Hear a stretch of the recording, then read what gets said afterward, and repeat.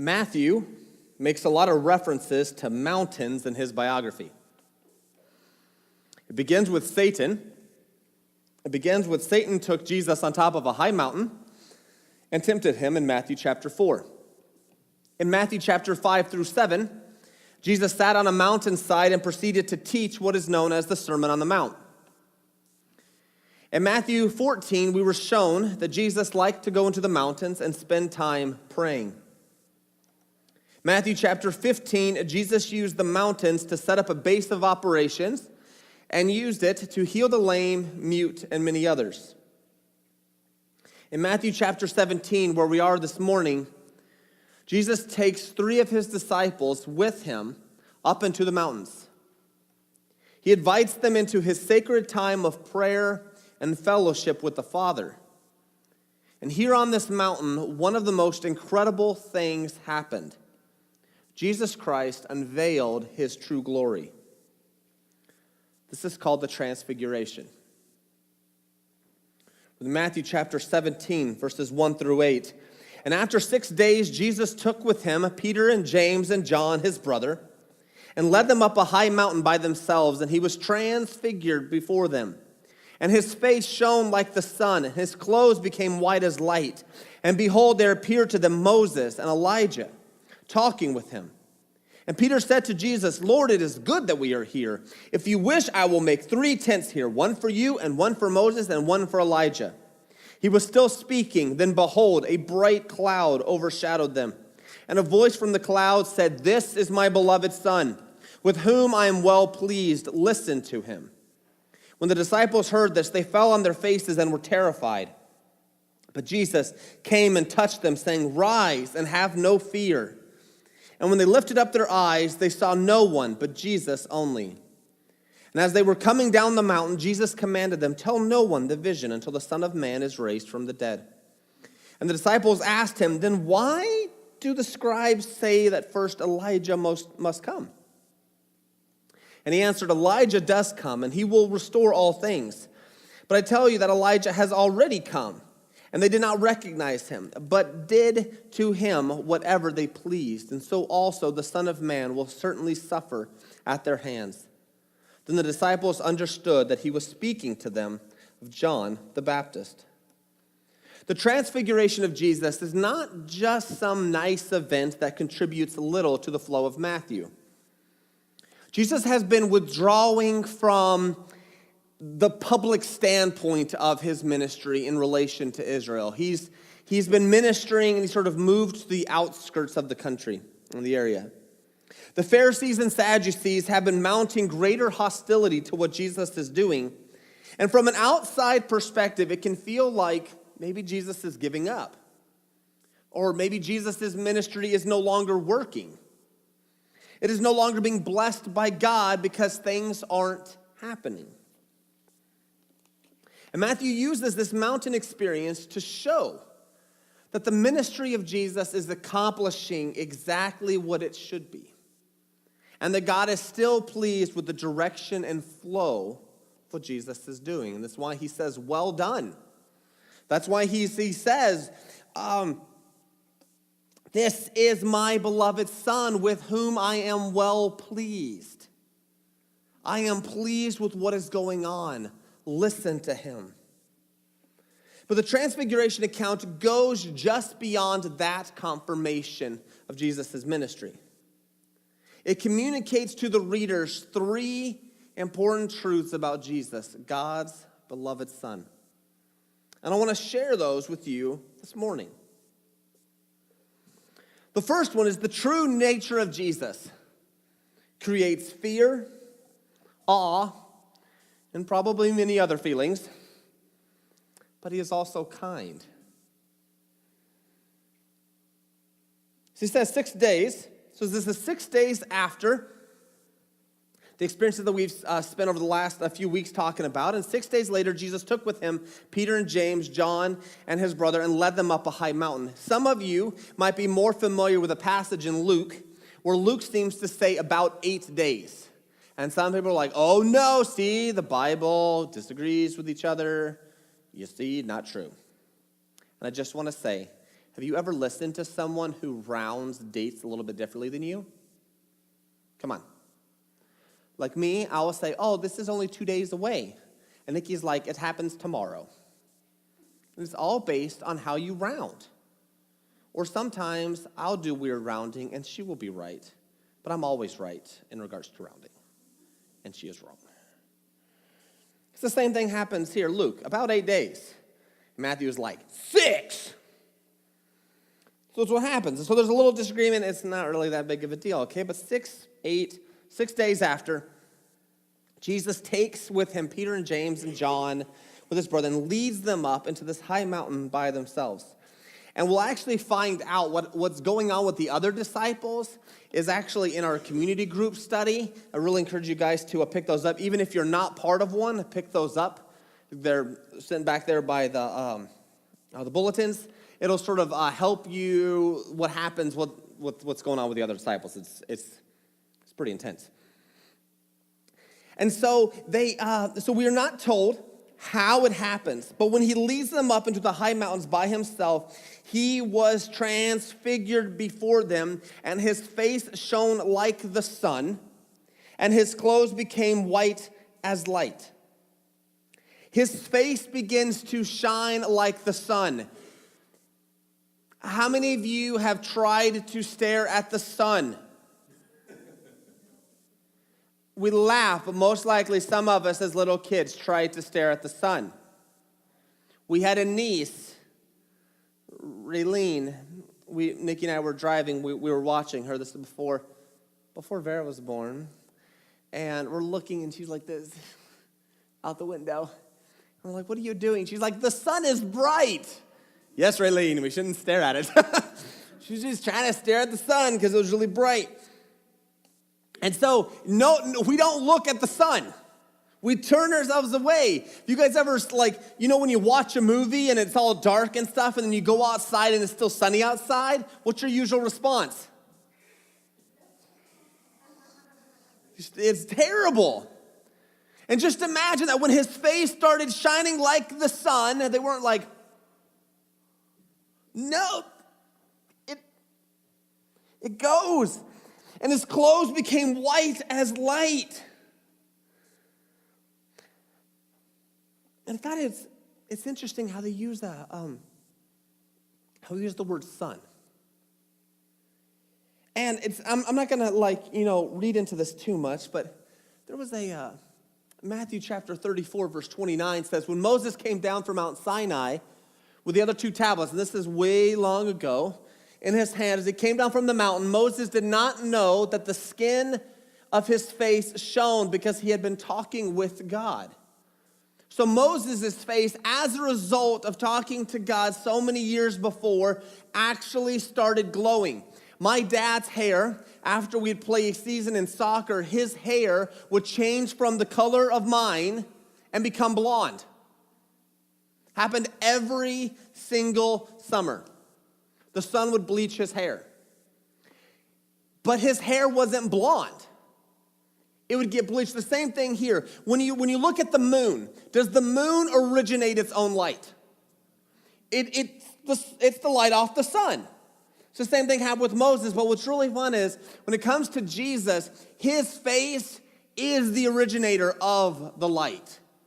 It's not bouncing off of anything. No, his face, his clothes, it originates the light. And when you watch someone, see some of these things I'm like, I can't even imagine. But when you watch someone who you've looked at every single day, and they didn't have sunblock back in the day, and he was probably olive complected. He wasn't white Jesus, okay? When you're watching someone and suddenly they change colors and they get even whiter and even brighter than the whitest white person you have ever met. And they keep getting whiter and lighter, and then they start glowing. What is your response there? Yeah. But what else? Yeah. It's not something you take lightly. This is different. Oops, not yet. Okay. See, John, who was here and experienced this, he wrote later in one of his letters in 1 John. I thought this is what he says in 1 John chapter 1. He says, this is the message you've heard from him and proclaimed to you, that God is light, and in him is no darkness at all. Now, yes, he's talking from a spiritual standpoint, but you know, when he's penning these, when he says God is light, there's no way this wouldn't come up. It says in him is no darkness at all. And if we say we have fellowship with him while we walk in darkness, we lie and do not practice the truth. But if we walk in the light as he is in the light, we have fellowship with one another. And the blood of Jesus, his son, cleanses us from all sin. The light on this mountain. Now, there's probably a reason why Jesus took them up on the mountain. Could you imagine if he did this in the middle of the city? Yep, traffic jams and crashes and collisions. But you can imagine, let's just say, a dad and his son were taking one of those, Father Day camping, tenting things, that the people do, and they're out that, and then out of they look over there, and up on the top of the mountain is this sunlight coming from the top of the mountain. This is how the legends of UFOs start. Okay, this is it right there, all right? And so they're like, what is that? But probably by the time they made it up, they wouldn't have seen anything, but boom! It shines bright like the sun. The writer of Hebrews says this about the glory of Jesus. He says that Jesus is the radiance of the glory of God and the exact imprint of his nature.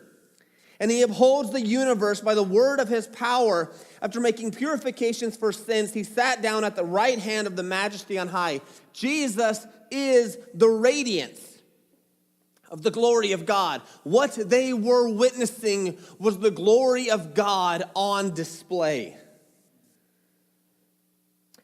Peter, in the book of 2 Peter, writes, "For we did not follow clearly devised myths when we made known to you the power and coming of our Lord Jesus Christ, but we were eyewitnesses of his majesty."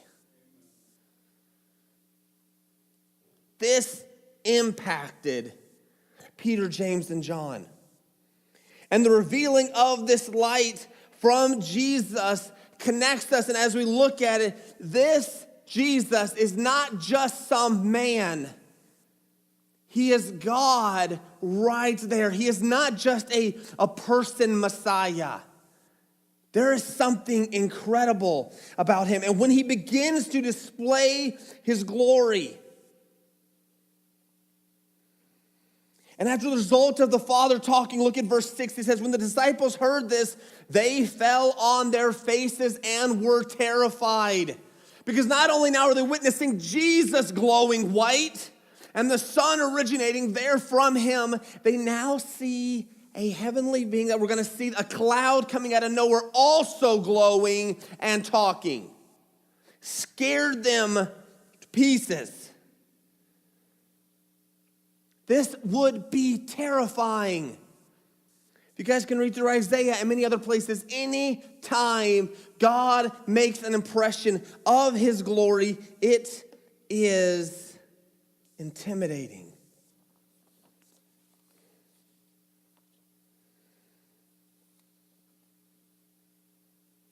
And we could sit there, but Jesus isn't just scary. He's not just intimidating. Anytime. And if you guys look, it says, when the disciples, they fell on their faces, look at verse 7, but Jesus came and touched them, saying, rise and have no fear. It's over, guys. You can pick yourself up off the floor. We got to change your clothes over here. It says, it's all right. There is a special place for God's children. You guys, I grew up in a family where my dad was the more eccentric one, and my mom was the calmer one. And you sort of got used to getting, barked at by dad, okay? But when mom decided to start barking, and when mom took control, the whole house shut up. Even animals. Okay? It's like mom rage. Like everyone's like, what? Can she even sound like that? And it's intimidating. It's scary. When mom has had it, you're done. You get on your hands and knees, hide under the beds, into the closet. It is scary. But you know what? Even in all that fear, she still loves you. And she probably won't murder you. The glory of God intimidates and terrifies. It is something that is completely unimaginable. It puts people on their face. The angels hide their face from it. And this is what Jesus is demonstrating. And yet he still is kind and loves you. He's not out for just walking around scaring people. He cares for you. He cared for them. The second one is in verses, 3-8. It says, the God the Father is pleased that it all centers on Jesus. So look at verse 3. It says, and behold, there appeared to them Moses and Elijah talking with him. And Peter said to Jesus, Lord, it is good that we are here. If you wish, I will make the 3 tents here. One for you, and one for Moses, and one for Elijah. We don't exactly know how they knew it was Moses and Elijah. They didn't have social media. They didn't really have still photography. I have no idea. Okay? So maybe Jesus is like, hi, Moses. Hi, Elijah. Maybe. I have no idea. But they knew. Peter, at this point, I know Peter can take a lot of flack for this. Oh, he's trying to make them tense.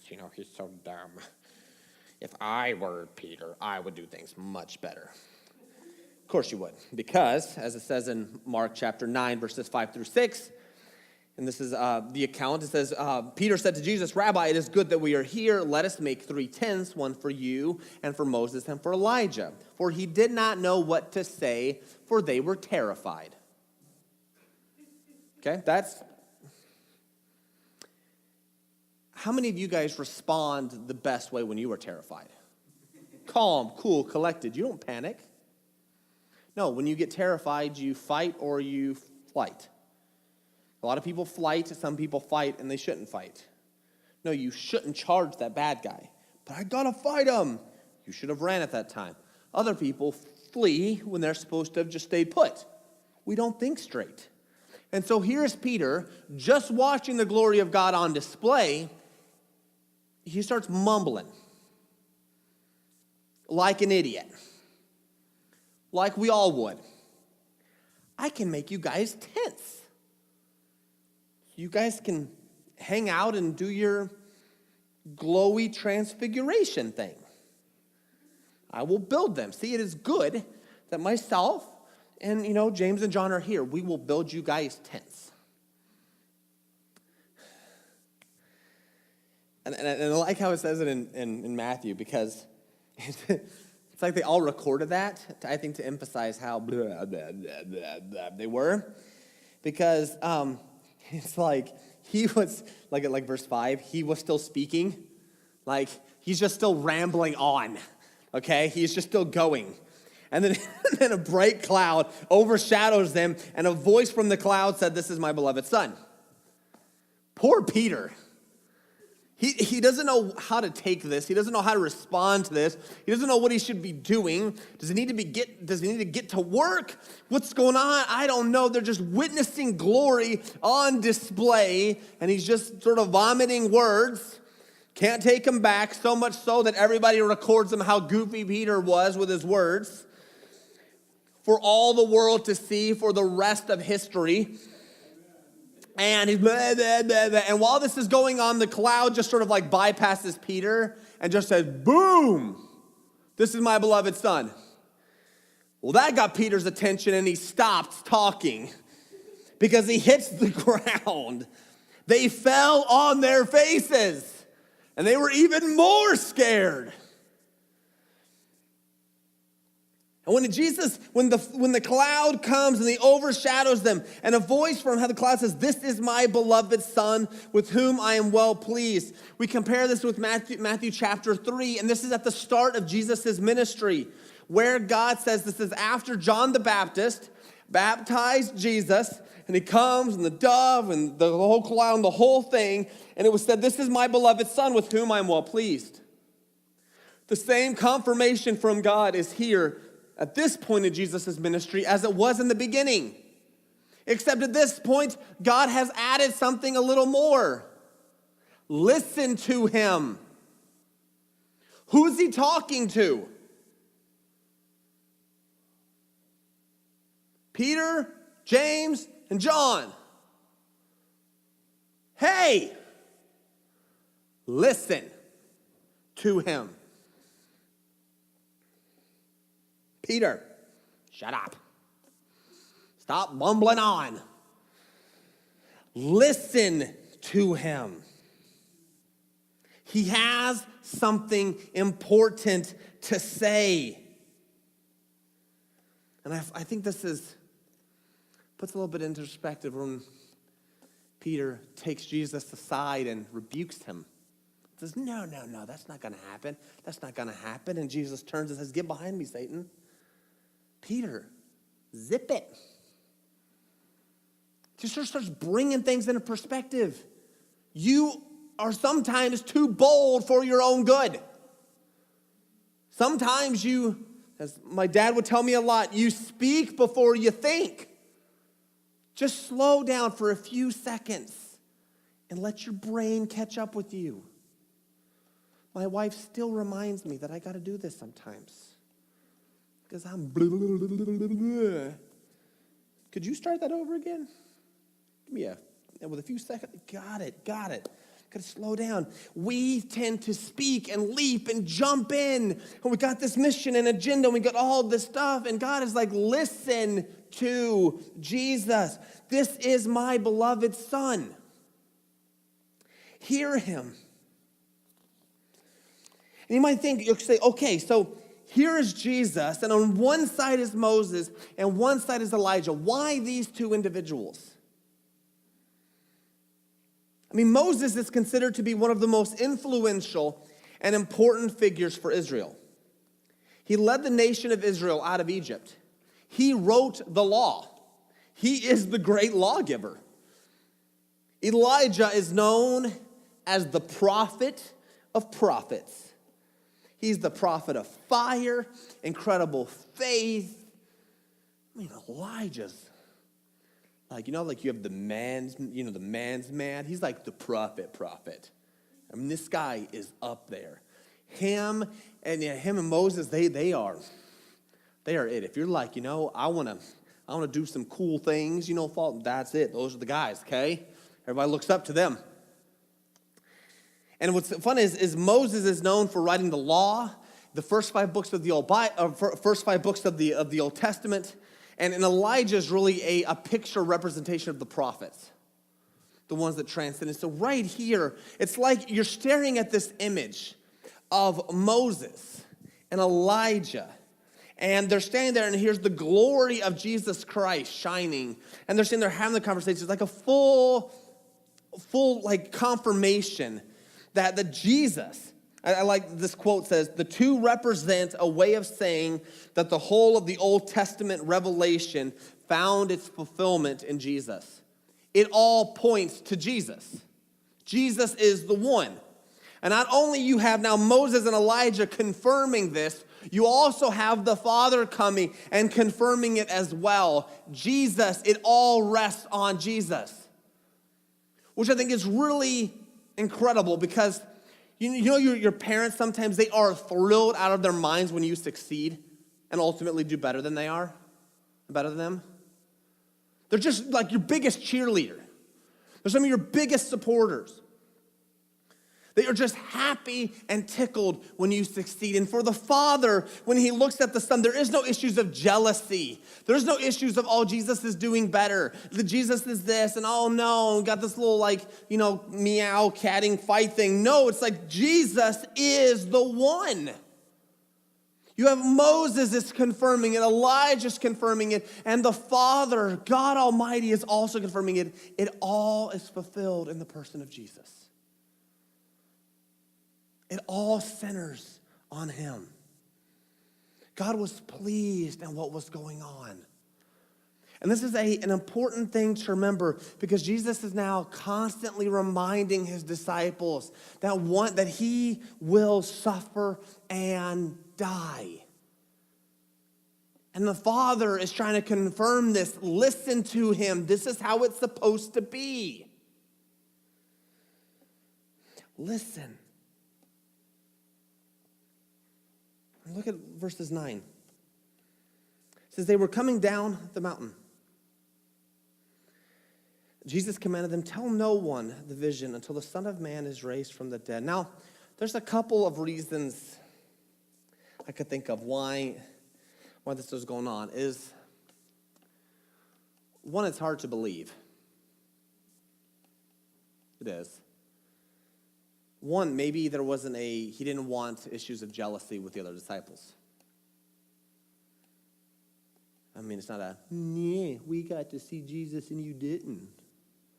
And Andrew's like, well, I thought I was a good disciple. You know, we don't know.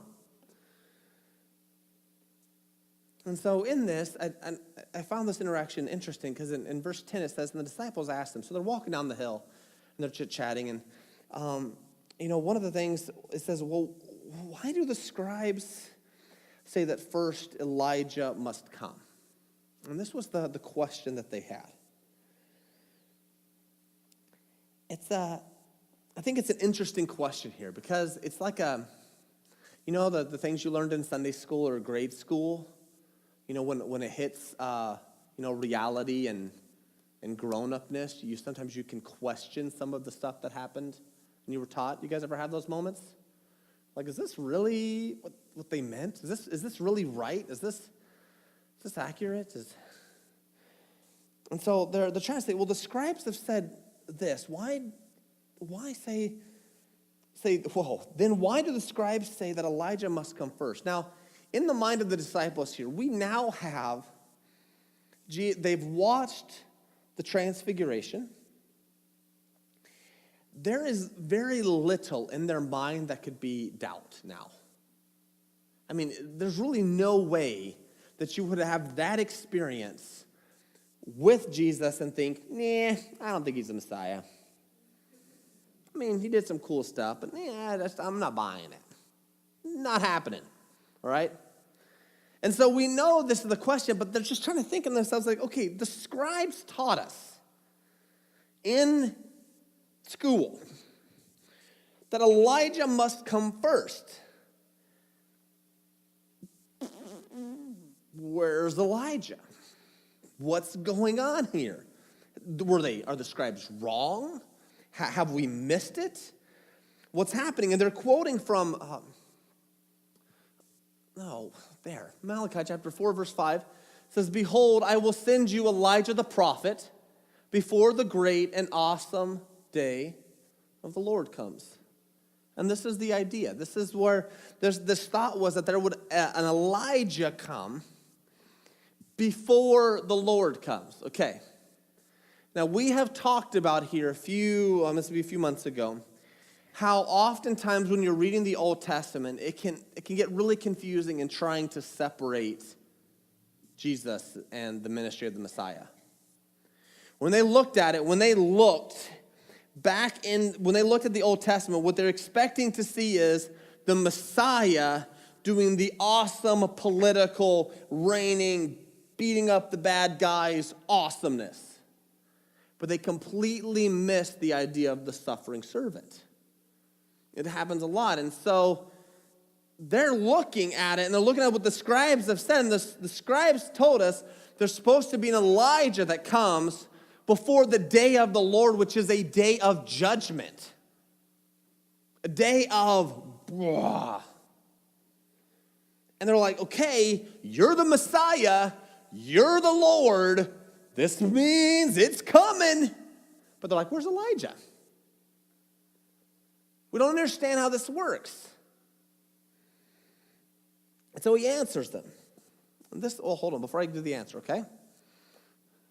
So no matter how much it was predicted and demonstrated, the Messiah will still be rejected as communicating. Here's this one. And so he sort of says, well, Elijah does come and he will restore all things. And you just get the sense that Jesus is confirming that this is a valid interpretation of this verse. Yes.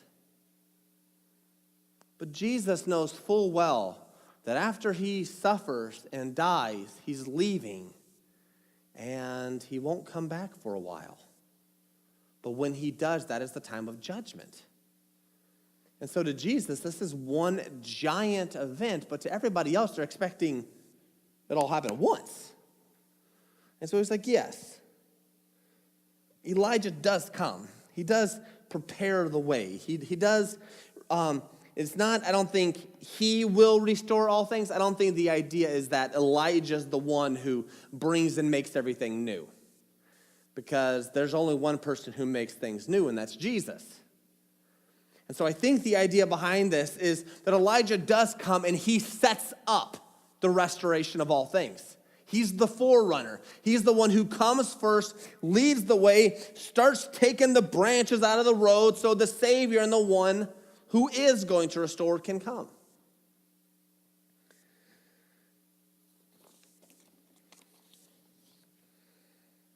It says, I tell you that Elijah has already come. So it's just, yes, that's an accurate interpretation of that verse.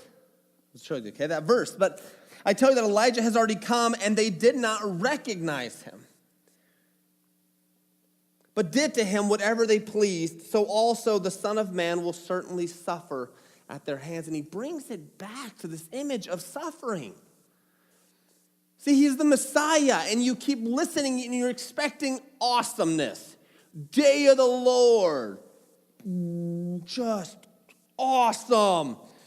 I can just keep saying awesome over and over and over again, but you guys get the idea. It is going to be big, and yet here Jesus is constantly telling them, but I will suffer. I will die. Just like the Elijah that came before me. And they did whatever they wanted to him, they're going to do to me. I almost get the feeling that once again, that important line that God the Father just said, this is my beloved Son, in whom I'm well pleased. Listen to him. I don't think they listened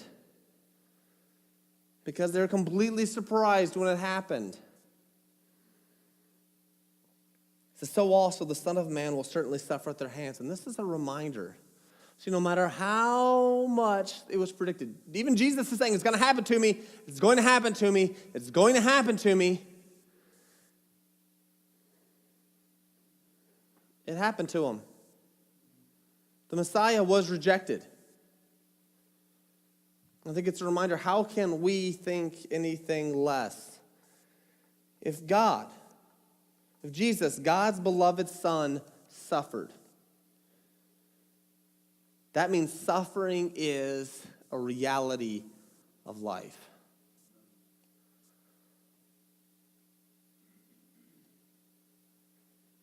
Just because you are God's special son, and this is a quote, doesn't mean your life will be all, keen-eyed, peachy keen, as somebody says.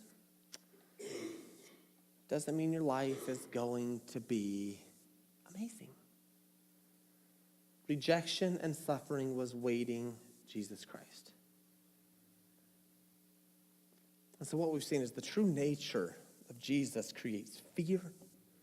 It creates awe and probably many other feelings in the midst of that.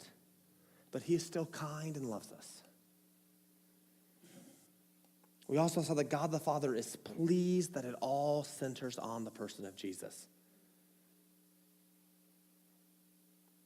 And we see that no matter how many times it was predicted and demonstrated through John the Baptist and everything else, that the Messiah will still be rejected. And suffering is a part of God's plan. So the Mount of Transfiguration is God's confirmation on the ministry of Jesus. The Mount of Transfiguration confirms to us that Jesus is not just some ordinary man, but he is God. He originates his own glory. And that just because he is God, it doesn't mean that he doesn't suffer. And we know that he suffered and he died and he rescues us.